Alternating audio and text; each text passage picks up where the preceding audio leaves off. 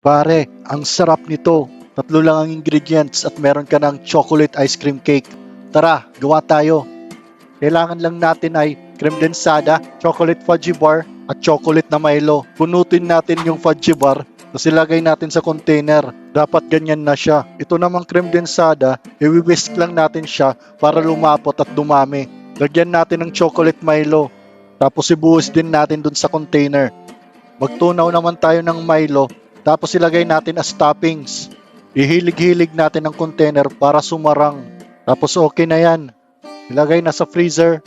The next day, grabe guys, bumagtik na siya. Budburan natin ng Milo at meron na tayong chocolate ice cream cake pare, na perfect kapag hindi na sweet si kumare. Pare, biruin mo, 3 recipe lang yan pare. Pwedeng pang snack o pang negosyo. I love it!